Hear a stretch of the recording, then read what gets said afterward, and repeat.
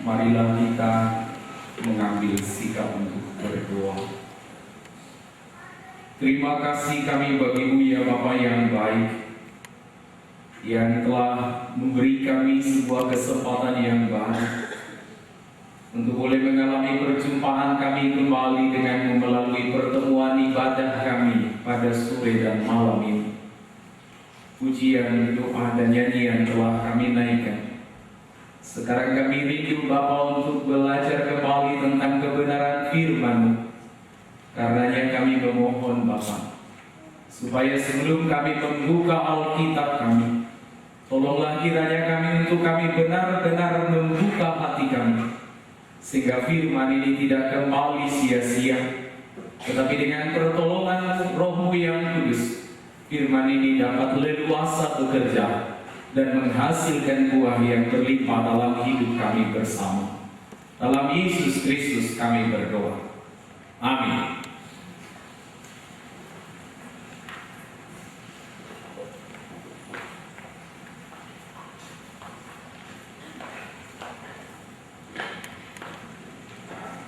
Ibu, Bapak, Saudara dan Saudari yang dikasihi Tuhan, Amang Yenan Pendeta, para Ladu, panitia, dan seluruh jemaat dan undangan yang hadir, senang sekali boleh bersama-sama di dalam ibadah kita pada malam ini, dan sebuah sukacita yang spesial buat kami karena ini kesempatan pertama dari selama ini hanya mendengar gereja tentang kata reformanda. Dan sejak kami tiba tadi di gereja ini dan bercakap dan menikmati pun cuma beberapa jam baru, alai kohoma tutu warna madainya. Reformanda menjadi sebuah kata yang mengingatkan kita yang terus-menerus dibaharui, dan kata dibaharui itu pun saya lihat tampak, terasa, dan selalu bersinar dalam kehidupan kita semua. Amin. Terima kasih buat panitia yang telah mengundang kami, dan berhubung karena saya bukan orang terkenal, mohon maaf kalau saya sedikit perkenalkan diri. Saya Pendeta Sukanto Limbong, nama Jawa tapi marganya tetap Batak, lahir di Piawang, Samosir, Cianjur mula-mula, dan istri saya Bu Sirega. 5 tahun Tuhan izinkan berdoa, setelah kami menikah barulah lahir satu putri kami, Belisia, dan umurnya masih 10 menjelang 11 bulan. Dan ibu bapak kami tinggal di Jakarta, persisnya di Bintaro Pondok Aren, Kerajaan Banten, dan baru 2 kali mengalami pelayanan di gereja. Pertama di HKBP Perdamaian Nangro Aceh Darussalam, tahun 2004 kami dimutasi ke HKBP Kebayoran Lama, dan 2011 setelah 6,5 tahun jadi pendeta diperbantukan di Kebayoran Lama, kami kemudian mendapat rekomendasi untuk tugas belajar program doktoral teologi bidang perjanjian lama di ISTT Jakarta, dan saat ini kami sedang menulis disertasi untuk kemudian boleh menjadi persembahan buat gereja HKBP dan buat Tuhan tentunya. Itulah sekilas, saya mau sapa kita kembali. Salam. Horas. Nah, semua lemas. Horas. Mari kita membuka Alkitab kita. Siang dia waktu dia, kita akan baca dan renungkan dari beberapa ayat. Pertama dari Yeremia pasal 1 ayat yang ke-5, dan yang kedua yang sama dan sejajar dengan itu di Efesus pasal 2 ayat yang ke-10. Jadi kita baca bagian pertama dulu, 2 ayat, Yeremia 1 ayat 5 dan Efesus pasal 2 ayat yang ke-10. Saya mau ajak ibu bapak yang bawa Alkitab, mari kita baca sama-sama Yang tidak bawa berarti sudah hafal luar kepala, langsung diucapkan saja. Kalau mau berani dan membuat berarti memiaki lumaikan begitu. Yeremia 1 ayat 5 dan Efesus 2 ayat 10. Sama-sama kita mulai dari kitab Yeremia pasal 1 ayat yang kelima. Sama-sama. Sebelum aku membentuk engkau dalam rahim ibumu, aku telah mengenal engkau, dan sebelum engkau keluar dari kandungan, aku telah menguduskan engkau.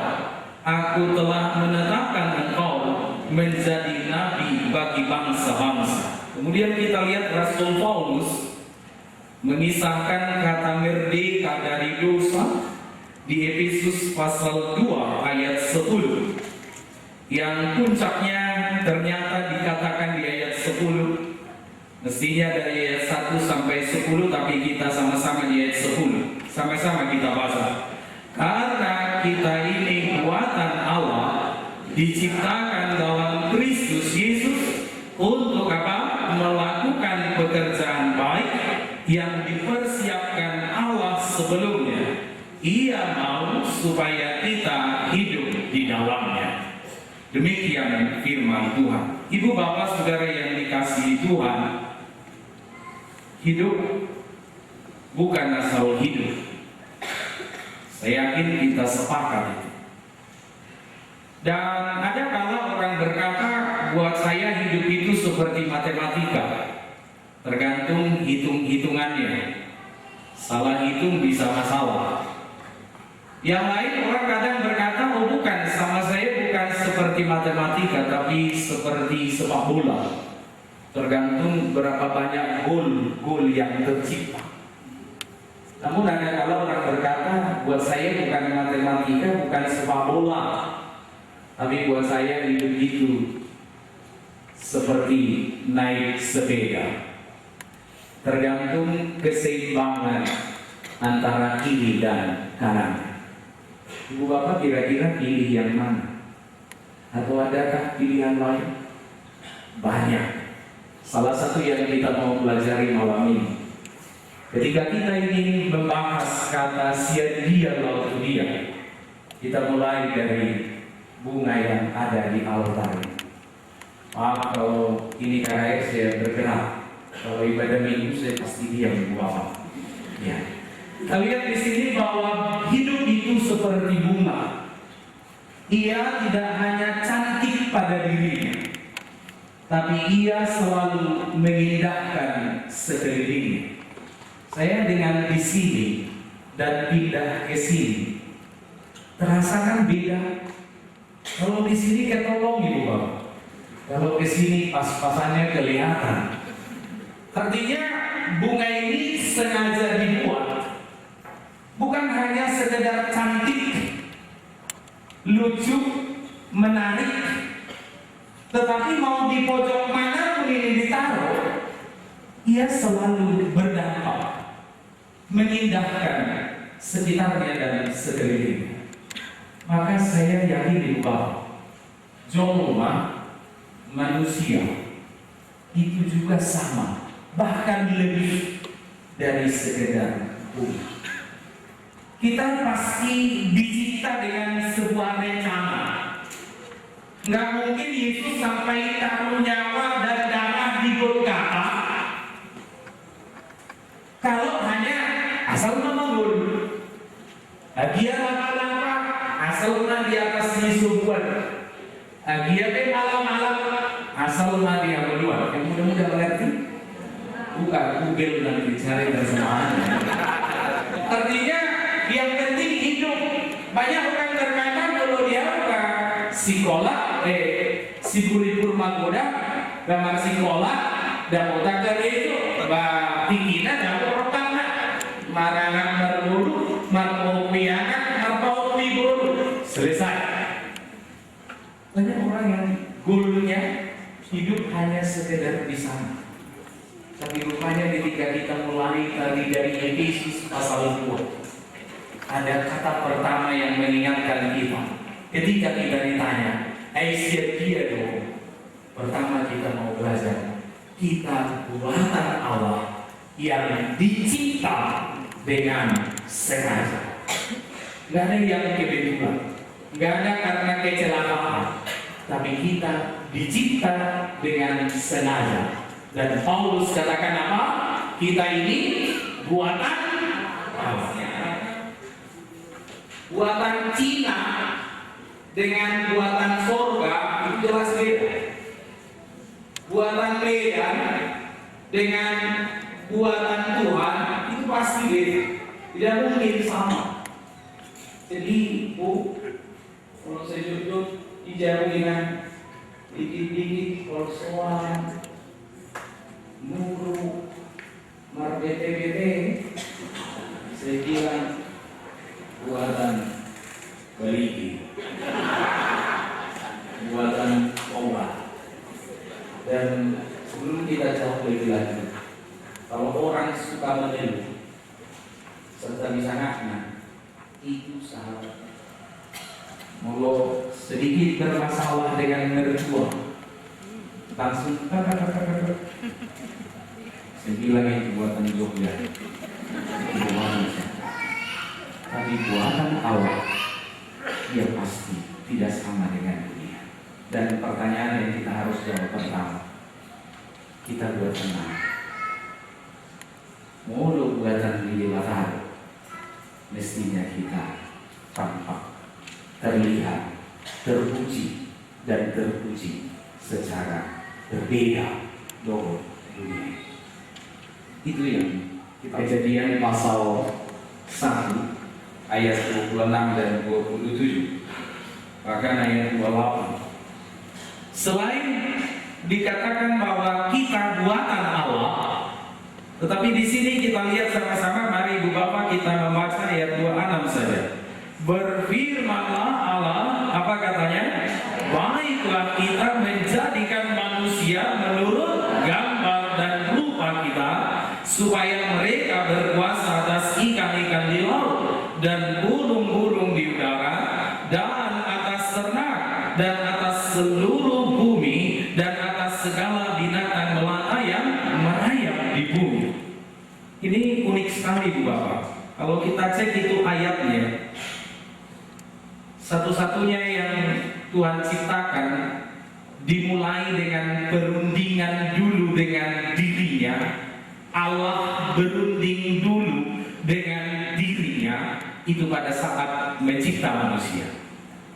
Tolema, tatopa mazolma, tumiru rupata, tudus tupanalo. Maka walau sama-sama dicipta, tetapi kita dicipta dengan caranya yang berbeda. Pertama, kita buktikan betapa hebatnya ciptaan itu, buatan Mide Batai. Pertama, dari sisi desain, Tuhan langsung buatkan gambar dan rupa dia. Enak pun katanya dia, tapi Tuhan tidak bikin desain kita seperti dia. Dia membuat langsung gambar dan rupanya sendiri. Yang kedua, bahan baku juga dia pilih yang beda dari debu dan tanah. Coba, ada 4 sungai di Taman Eden, Pison, Gihon, Efrat, Tigris. Kalau para peneliti cerita bahwa di 4 sungai itu ada kandungan emas yang cukup banyak. Saya mau tanya yang Naposo Gulung, jawab dulu.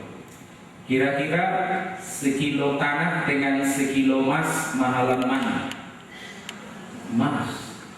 Tapi Tuhan mencipta manusia itu tidak pilih emas. Kira-kira kenapa?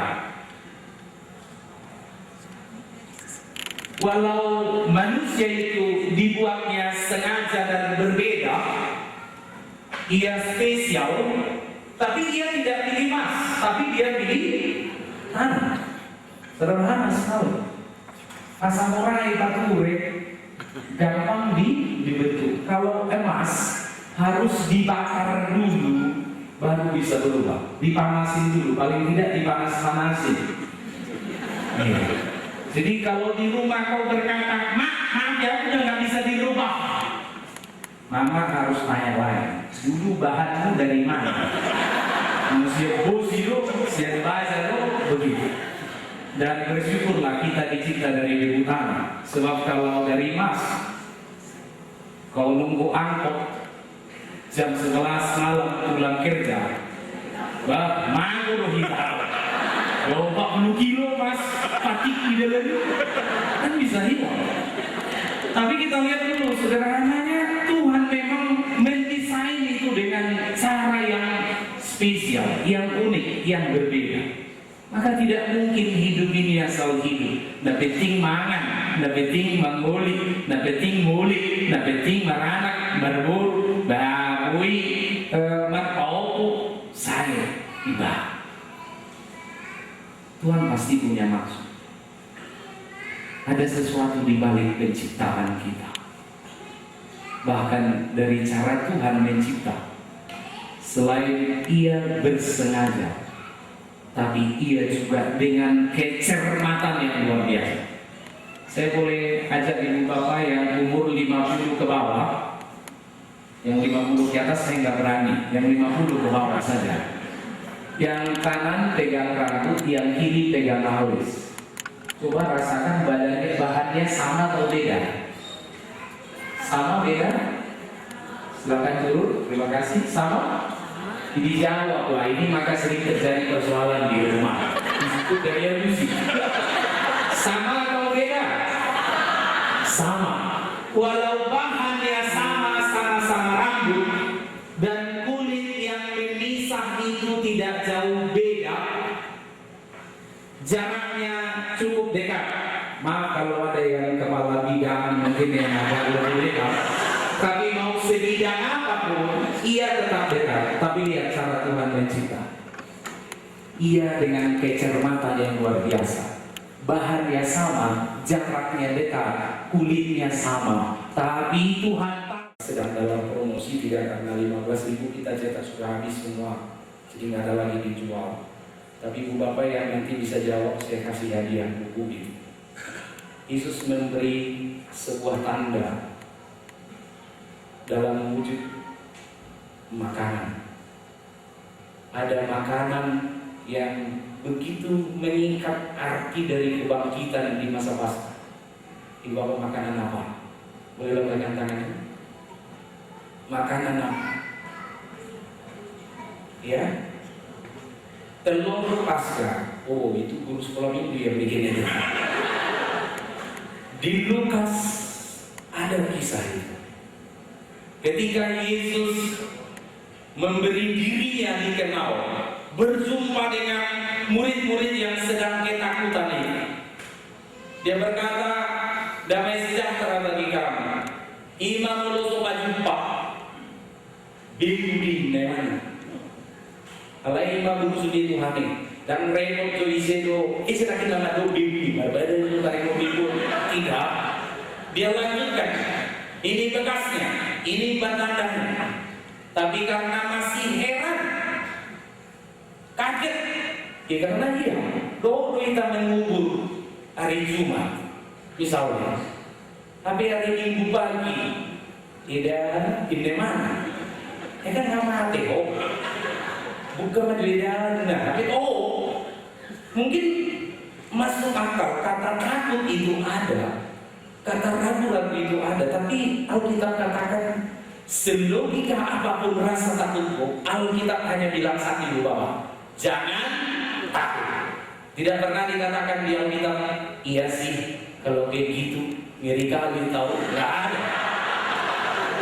Alkitab hanya katakan unako, lalu heran, murid itu belum percaya. Lalu Yesus bertanya,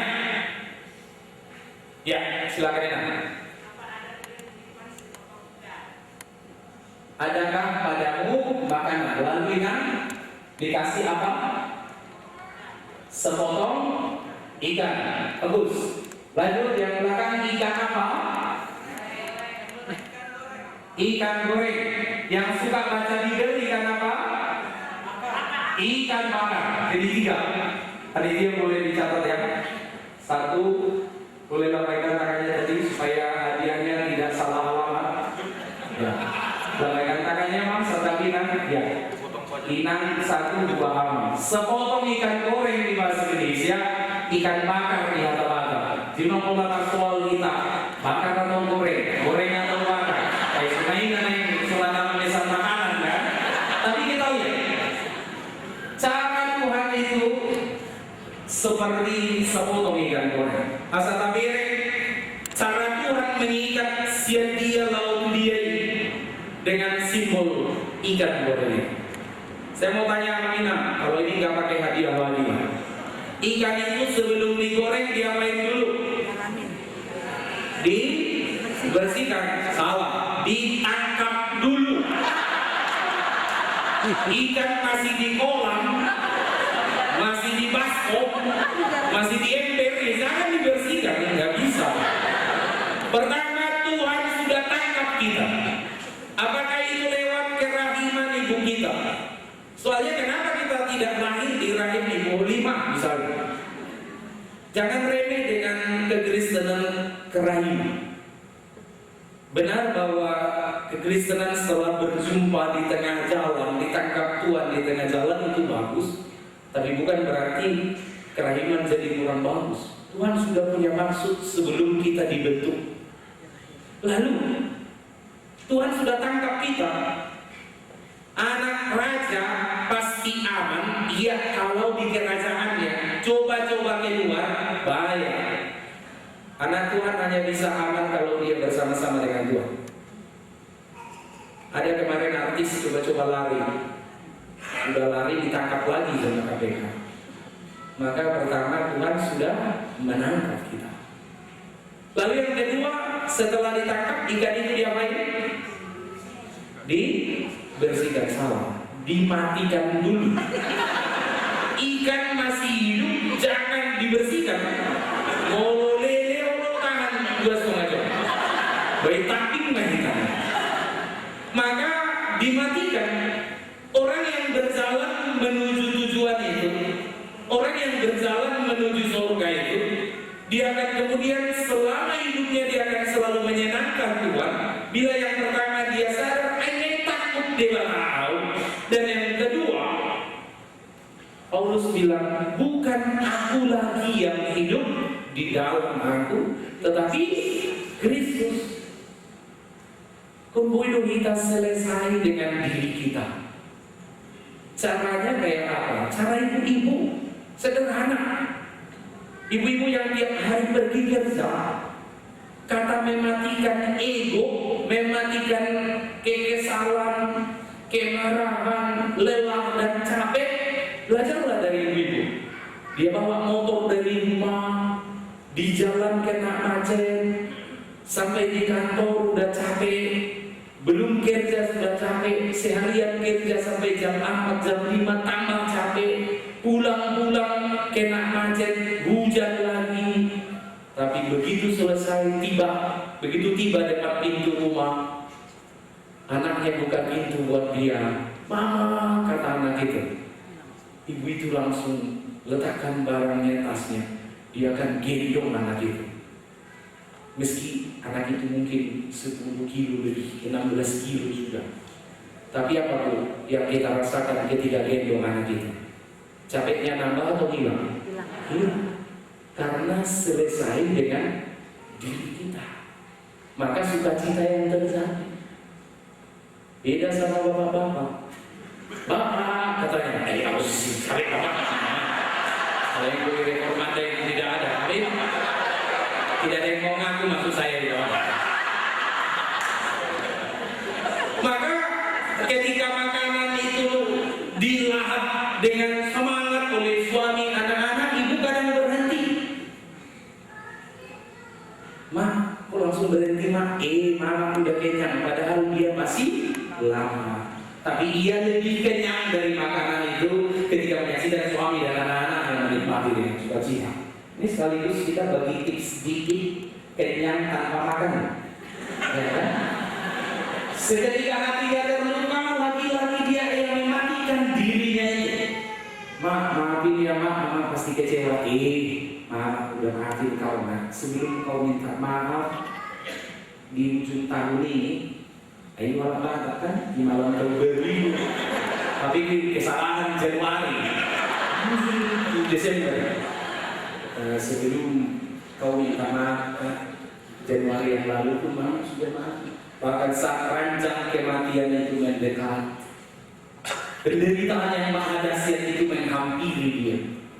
Dia akan masih berkata, "Mama enggak apa-apa, yang penting kalian berdoa dan ini bapak-bapak masih diperhatikan, jaga kalian, urus kalian bapak kita itu baik-baik." Dan dia tariklah nafas itu 3-4 kali lagi, lalu ia pergi untuk sesuatu yang tidak dapat kembali. Belajar mematikan diri, ego dan kemanusiaan kita. Setelah ditangkap, dimatikan, lalu dia baik, ibu bapak ikannya jangan ragu-ragu, ibu bapak dibersihkan. Kata terus menerus dibaharui. Kata reformanda itu di sini.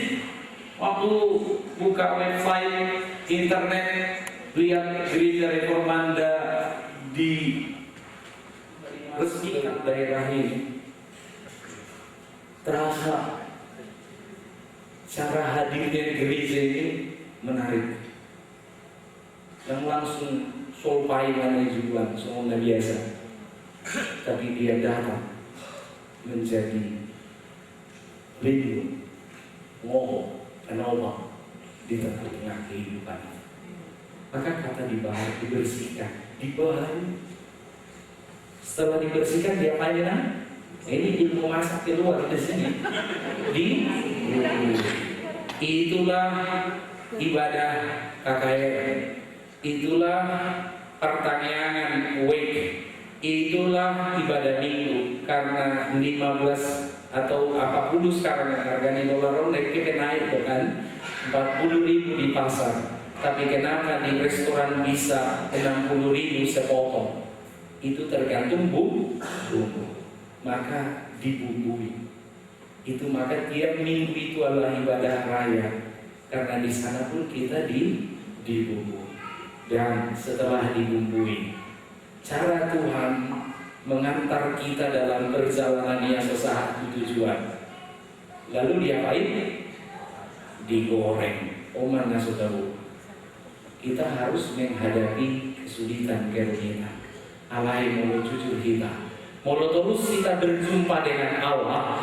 Kesusahan itu pun bisa jadi berkat. Ada pertanda dari Samosir ke Muara, karena mereka dulu di sana itu kan martandang itu hanya malam minggu. Persiapannya juga matang sekali. Celana disetrika tajam sekali, sepatu disemir mengkilap kena matahari, silau lah gitu. Naik dengan perahu karena tidak ada kapal sampai sekarang itu, dan mereka tidak boleh sendiri. Martandang di kampung itu harus berdua paling tidak, karena ada urusan sama PS kan, pemuda setempat. Jadi dua pemuda ini berangkat ke Muara, tapi hanya 5-10 menit dengan perahu dayung yang kecil itu. Gelombang danau Toba itu terlalu berat sampai mereka berpikir, walau nakata badai kan ku terpa, lautan kan ku seberangi. Kalau toh mati, gimana main darwan? Balik mereka ke darat. Sampai di darat ada opung yang lihat, lalu dia tanya, kok pulangnya cepat? Opung, kami tidak berani berangkat karena ombaknya terlalu hebat. Kalian pengen berangkat? Pengen dong? Oke. Opung mau, kalau opung kasih resep mau, tipsnya mau pun, coba ambil kalianlah batu 5 biji, tapi harus besar, 20 kiloan satu ya. Yang dari pemuda tadi satu orang bicara, opung kita berdua aja di perahu udah hampir kelelep, tambah batu 5 kali 20 kilo. Itu gimana Bu? Ini kan nyawa, jangan canda Bu. Terus dia bilang apa? Coba lah. Tapi rupanya masalah ilos Tuhan indoro gak di dalam tapa Jepang lo tiba. Karena setelah batu itu dinaikin, menit pertama kedua memang belum terasa, tapi di menit kelima, menit ke-10 perahu itu berbeda. Bedanya di mana ia lebih kokoh, ia tidak mudah terombang ambing, ia tidak melayang-layang dengan beban yang ditambah bahkan yang lebih hebatnya lagi, ia lebih fokus ke tujuannya. Karena perahu yang terbawa ombak itu tujuan ke sana, dia nyampe ke sana. Saya pernah minum mabuk, orang mabuk kan pulang dari lapo gitu, maju selangkah, mundur 2 langkah, nyampe bukan ke rumah tapi ke got. Apa yang terjadi? Perahu itu lebih fokus. Maka dalam setiap kali berdoa, jangan cuma katakan terima kasih untuk berkat, kesehatan, kebaikan, tapi katakanlah terima kasih untuk kesulitan, kerumitan, kesusahan, penderitaan, pertengkaran, perdebatan. Sebab itu pun engkau pakai untuk membaiki perjalanan perahu kehidupan kami. Jadi si kawan dipakai debatan. Naaman yang sakit kusta itu dia panglima. Tapi apa? Sakit kusta. Kadang-kala Tuhan izinkan kesuksesan besar hadir bersama kesusahan yang besar. Kalau dirapro, alaya saboha, asatoru rohata, asasaino taino balkanya. Reformanda itu punya panjang ceritanya, tapi tujuan Tuhan cuma satu. Asalam rikot, arga, jalan tikos kita, nama Tuhan. Iya. Iluas debatado kesusahan dan penderitaan besar sepaket dengan kesuksesan yang besar seperti Naaman. Alai marhidi dia disohok naikkan Tuhan. 5 roti 2 ikan. Tuhan bukan tidak mampu kasih 50 roti 2 kapal ikan, tapi Tuhan izinkan hanya 5 dan 2. Tapi dengan itu nama Tuhan jadi dimuliakan. Ibarat kita beli gorengan, saat kita mau bayar kasih uang 100.000 karena nggak ada uang kecil. Ternyata yang punya gorengan bilang, aduh saya nggak punya kembalian, mestinya 10 ribuan ada enggak? Nggak ada. Kita cari-cari, kumpulin, kurang 500 rupiah. Saat kita cari-cari nggak ketemu, dapatlah dari bawah meja yang 500 itu. Betapa yang 500 dengan uang 100 ribuan yang kita punya, ceritanya jadi berbeda. Karena di dalam penderitaan ipang gorengan ini, iba itu dibatado dirinya. Maka masalah itu penting, tapi sikap terhadap masalah itu jauh lebih penting. Dan Tuhan tidak pernah mempersulit kita dengan masalah. Kadang sikap kita lah yang mempersulit diri kita. Maka kunci pertama untuk mengalami hidup yang digenapi dengan tujuan-tujuan tadi, pertama, berjumpa dengan Dia. Yesus yang telah memberi makan 5.000 orang itu, Dia menyuruh perahu itu berangkat bersama murid-murid, tapi Ia mengambil waktunya untuk berdoa. Sesibuk Tuhan Yesus, sehebat Tuhan Yesus pun, Dia masih membutuhkan waktu pribadinya dengan Tuhan. Kata pertama, berjumpa dengan Dia. Tapi yang kedua, ternyata itu tidak cukup. Dari sini kita belajar bahwa ternyata Yesus juga menugaskan kita. Orang yang telah berjumpa itu, di Yeremia 1 ayat 5 dikatakan, aku telah mengenal engkau, aku telah menguduskan engkau, aku telah menetapkan engkau menjadi nabi, menjadi saksi. Dan Kisah 1 ayat 8 dikatakan alamatnya jelas. Kemana? Sama-sama. Tetapi kamu akan menerima kuasa kalau Roh Kudus turun ke atasmu, dan kamu akan menjadi saksi itu pertama di mana? Di Yerusalem, lalu di seluruh Yudea, lalu di Samaria, lalu sampai ujung bumi. Pertama, Yerusalem itu rumah tangga keluarga kita. Judea itu lingkungan orang seiman. Samaria itu orang yang kita kenal, tapi orang itu belum mengenal Tuhan. Dan ujung bumi, orang itu tak kita kenal, orang itu tak mengenal kita, orang itu tak mengenal Tuhan, tapi lewat kehadiran diri kita, nama Tuhan dimuliakan. Ya, karena kadangkala ulang halak bui melayani itu Samaria, lalu Yerusalem gagal. Anak-anak muda banyak kejebak di situ kalau lagi ibadah gitu ya, sampai tetes air mata. Setan juga nyesal jadi setan melihat kemajuannya itu. Tapi begitu sampai di rumah, anak mama udah pulang. Dijawab, ya iyalah, aku mau tidur di gereja. Ada banyak orang seperti itu. Harus jadi saksi di Yerusalem. Lalu dikatakan di Judea, baru ke Samaria. Judea udah pasti. Sekarang persoalan di Samaria. Banyak orang wajah manis-manis, tapi sama pembantunya dia sadis. Banyak yang begitu. Banyak juga kalau ketemu tukang sayur, kalau mau bicara jadi hidup yang menjadi berkah, bunga yang berdampak hidup, nawarnya harus beda, Bu. Dia udah capek turun di rumahnya itu dari RT 1 ke RT 8. Giliran nawar, salib 4, 2 di telinga, 1 di leher, satu di tangan, 1 di baju, 4. Golgata pun kalah. Dulu Golgata, itu perjahan nama negeri. Mana tapi giliran nawar berapa satu? 310.000. Kok mahal kali? Bisa 8 kan? Gitu. Sekali-sekali tawar dengan cara yang berbeda, Bu. Katakan berapa satu? 310.000. Aduh, kok murah sekali. Bisakah 1 10.000? Dia akan katakan, why not, Ibu? Kenapa tidak? Dan tunggu kalimat terakhir dia akan katakan apa? Bu, besok saya mampir lagi ya, Bu. Hidup harus menjadi berkat.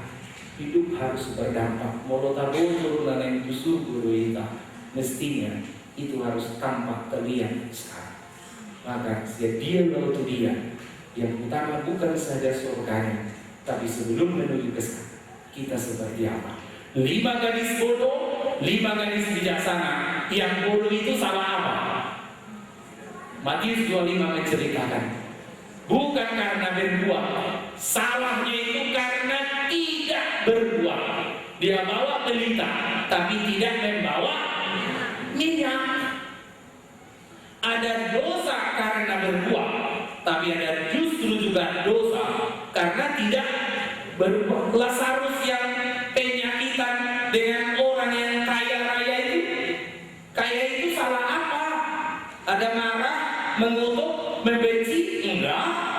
Dia cuek aja kok. Tapi begitu mati, Lazarus itu ke pangkuan Abraham, orang sakit, orang kaya itu, dalam sebuah siksa yang luar biasa. Yang kaya itu salah apa? Dosa apa? Ada dosa karena berbuat, tapi ada dosa karena kita tidak berbuat. 5 gadis bodoh tadi bergegas cari minyak. Tapi apa yang terjadi? Begitu mereka ketok pintu itu, Tuhan, mempelai itu jawab apa? Dam tadaro, aku tidak mengenal kamu. Jangan sampai kita tidak dikenali, Bapak. Ini yang masalah. Pertanyaannya sekarang, siapa kita yang dikenal oleh orang? Tahulah namanya, ya, Upusia Yunani, iya. Tapi yang mau kita tanya, jika mau kita kembali ditanya, ise mau, siapa kamu? Apakah si sabar, si penyayang, si pengasih, si pendoa? Mana? Si paranutumu, si parlati, si padene?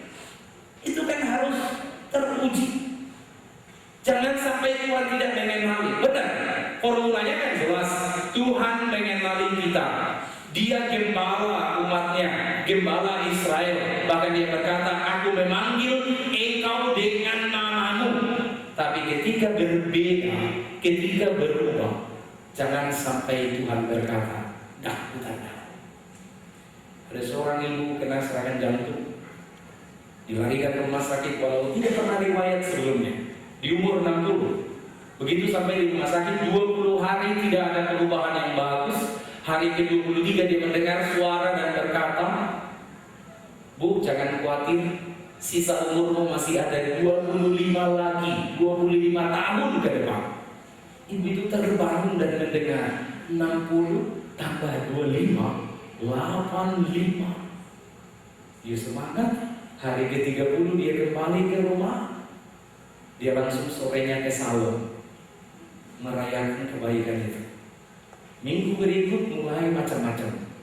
Minta rambut yang tadinya agak keriting rebonding, yang ada kulit-kulit yang mulai keriput dikencengin, lemak-lemak tertimbun diangkat, hidung agak malu-malu keluar dimancungin. Pokoknya dokter dan suaminya bilang, "Bu, ini buat apa? Umur udah 60." 2 tahun berjalan, dari 25 sisa 23. Pas dia ke salon kesayangannya itu, dia telat. Kelamaan datangnya, parkiran belum, mesti parkir seberang. Pas dari nyebrang, datang motor ditabrak, mati di tempat. Sampai sono dia komplain, "Maaf ini, saya pikir ada yang nggak beres. Janji 25. Ini baru jalan 2 tahun, sisa 23 kemana? Saya ini udah tua, jangan dibohong-bohongin," kata dia. Malaikat itu jawab apa? "Aduh Bu, maaf sekali. Kita berusaha pegang, awasi, jaga, pelihara janji itu.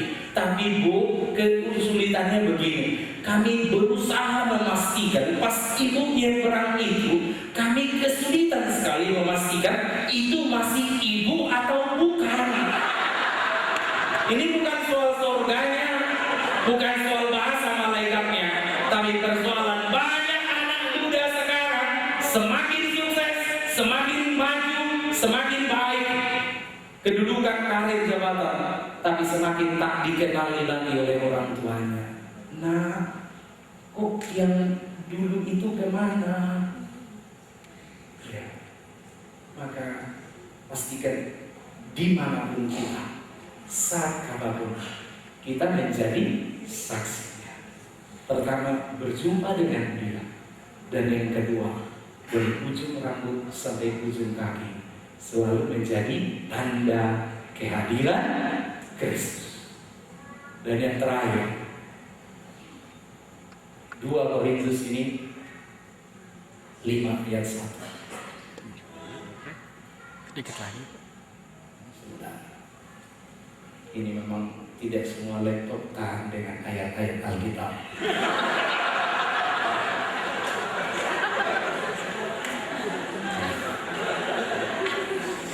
Ya, tapi di 2 Korintus 5 ayat 1.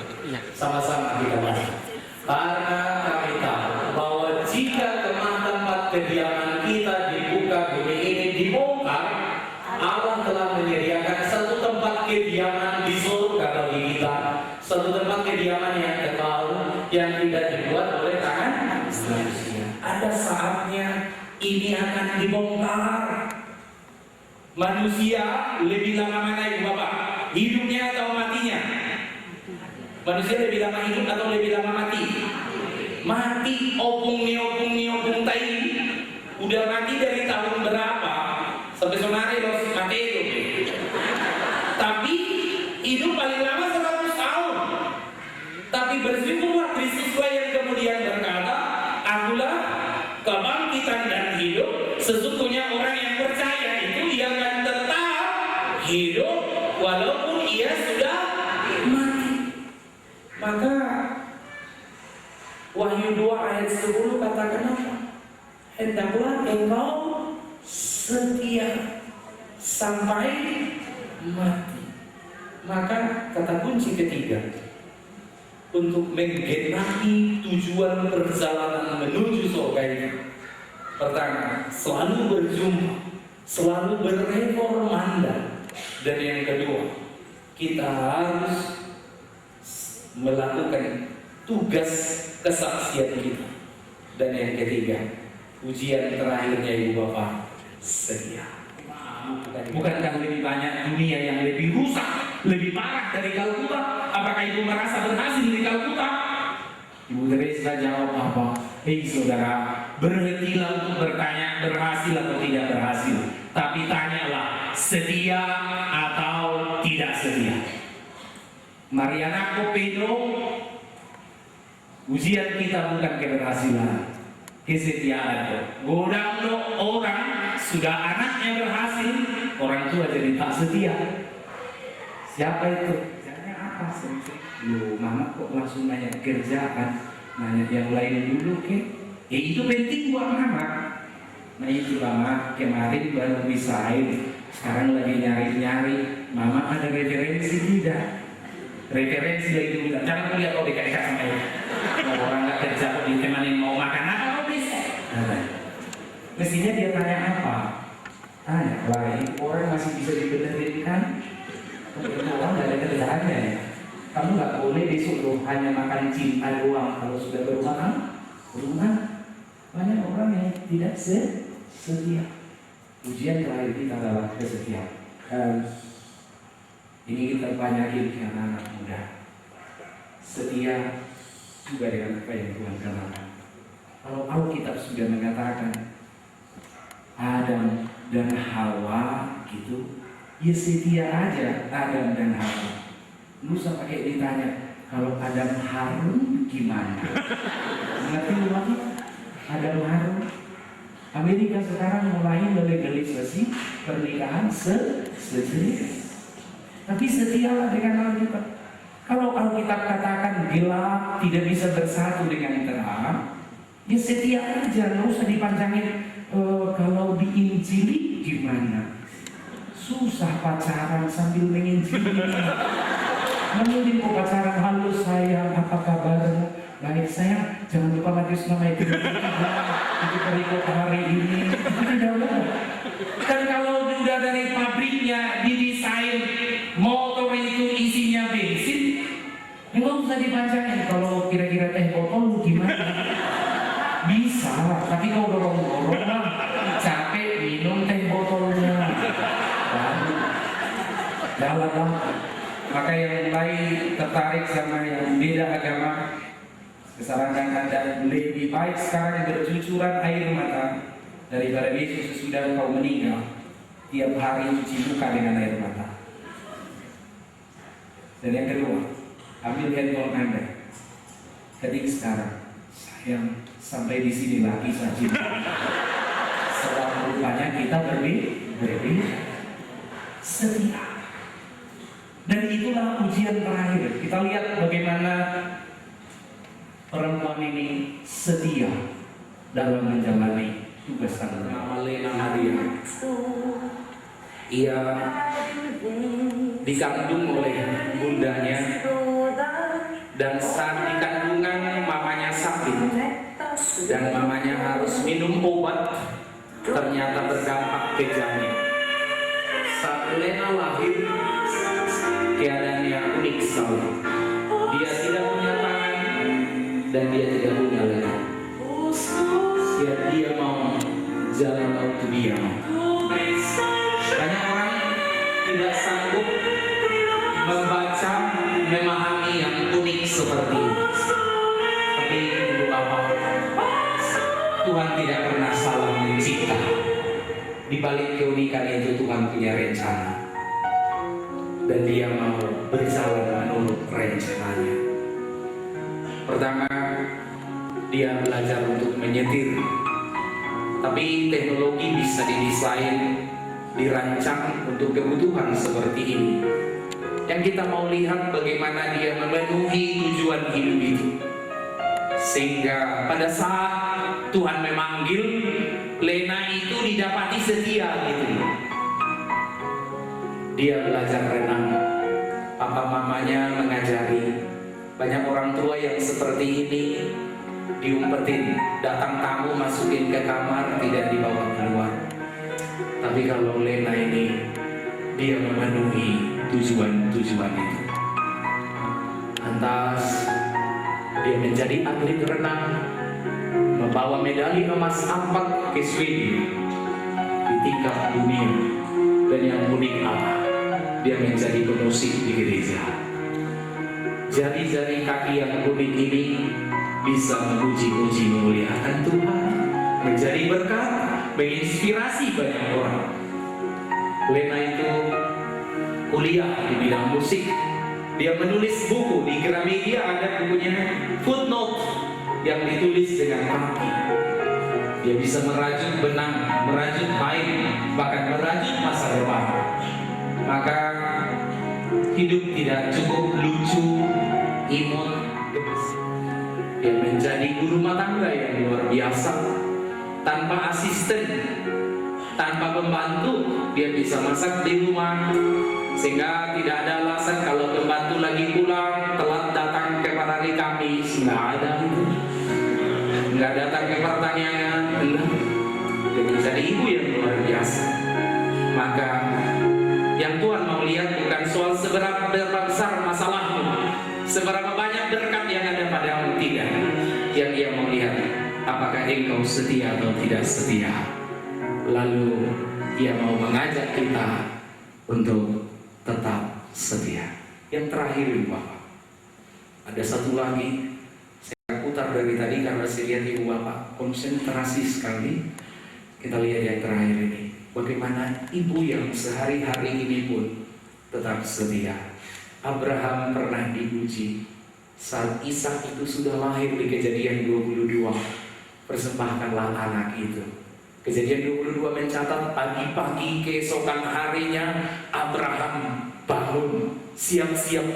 Pertama dia tenang, dia bisa bobok karena dikatakan bangunlah Abraham. Jangankan anak mau dipotong, anak telat saja pulang dari kerja, hidup serasa hampir dipotong Ibu Bapak. Tapi dia tenang. Lalu yang kedua dia bersegera. Keesokan pagi-pagi itu langsung siap. Lalu 3 hari perjalanan jauhnya, Abraham baru melihat gunung itu dari jauh. Apa yang terjadi? Abraham setia. Tidak ada dicatat di Alkitab. Di kilometer 20 Abraham sempat down. Sangat stres. Buat betul. Tapi keringatan nggak ada. Dia jalan. Tuhan izinkan ada 3 hari perjalanan. You mau maju atau mundur? Sampai kemudian hadiah itu tidak di dasar bukit, tapi di puncak sana. Berhentilah jadi anak-anak yang manja. Dikit-dikit berbuat, Tuhan, aku udah gak kuat. No, itu berarti kau banyak kebaktian di luar. Sebab Kristen HKBP selalu berkata, salib harus dipikul. Jadi pengikut Kristus, Paulus katakan, aku giat dalam hidupnya, dan matinya Kristus itu juga giat di dalam diriku. 2014 Kementerian Agama mengumumkan perceraian tertinggi di tahun 2013 Indonesia. Dari 2.100.000 pasangan yang married, 355.000 cerai. Sama dengan 40 perceraian terjadi setiap jam di Indonesia. Untuk semua agama. Kalau kita kebaktian dari jam 6 untuk lagi jam 9, 3 jam ini 120 cerai sudah di luar sana ini. Tapi tidak ada urusan dengan kita. Tapi apa kita setia atau tidak? Iblis itu senang sekarang merusak rumah tangga. Karena kalau rumah tangga rusak, gereja bisa rusak, anak-anak, generasi bisa rusak. Dan setelah kita adakan survei di kalangan orang Batak, tingginya perceraian ternyata bukan soal ekonomi, no, bukan soal orang ketiga yang wanita idaman lain, pria idaman lain, bukan soal persoalan-persoalan yang lain, tapi apa? Banyaknya anak mami, anak sudah 3, tapi si bapak masih anak mami. Berantem sama istrinya, ngadu sama mamanya, mami, masa aku diomel-omelin mami, katanya. Maminya ini pun bodohnya terlalu sempurna. Dia berkata, kujemputlah kau aman. Itulah maka tidak karena aku suka sama istrimu itu ya. Tapi karena Tuhan sudah memberkati kalian, oke, kata dia. Yang Tuhan mau lihat, keluarga Kristen sering terjebak dengan kata bahagia. Tapi 2 Samuel 23 ayat 5 katakan bukan bahagia tapi kudus. Dengan berkat apakah tetap kudus? Dengan kesusahan apakah Tuhan tetap akan kudus? Sebab kalau Tuhan sudah dikuduskan, kebahagiaan pasti terjadi. Iya. Jangan cari kebahagiaan, tapi carilah kekudusan sehingga Tuhan senantiasa dimuliakan. Karena garansi pernikahan orang percaya itu jelas. Anggur manis makin ke akhir makin manis. Mobil makin tua makin rusak. Tapi kalau rumah tangga makin tua makin manis. Itu maka kalau opung yang sudah tua lansia giliran dipisah oleh kematian itu banyak yang nggak kuat. Udah umur 80, 70, apalagi kalau bapak yang ditinggal belakangan. Lalu pas mau sermon, saya lihat dia pakai celana besar sekali. Ini saya tanya, dan guru salah pakai, aku bilang. Lalu dia bilang, jangan banyak tanya, jangan keras-keras ngomongnya. Kaget sama mamburumu. Pantas ibu lebih kuat dari saya. Kangen bisa pakai celana. Coba kalau bapak jadi muda, ngasih bebas mau ke saya. Dan itulah rahasia pernikahan. Maka Tuhan menggaransinya kalau kita mau setia. Honeymoon itu bahasa prihatin. Coba honeymoon artinya bulan madu. Bahagianya hidupnya apa? Bulan. Pernah dengar tahun madu? Atau nggak usah deh semester madu? Ada? Ibu ini mengalami kecelakaan saat mereka baru menikah. Lalu dia amputasi karena tangan itu membusuk dan merusak. Tapi Tuhan kasih anak. Kita lihat ini bukan soal tangan dan jari, tapi ini soal kesetiaan. Ibu itu melakukan tugasnya dengan kata setia itu mampu dan menyayangi anak yang Tuhan beri. Maka yang pertama berjumpa dengan dia, yang kedua ya terus masih bisa. Kita lihat betapa anak ini juga berada dalam cara Tuhan mengasihi.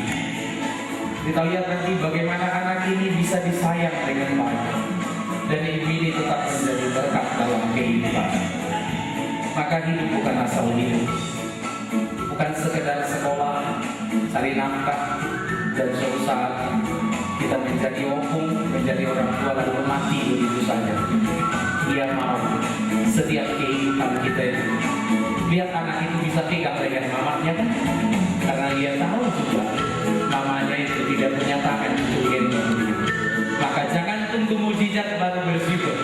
Anda kembali bersyukurlah, maka mujizat-mujizat itu akan hadir dan menyertai kehidupan kita. Amin. Marilah kita, terima kasih. Marilah kita mengambil saat yang hening. Kita akan masuk dalam sebuah refleksi.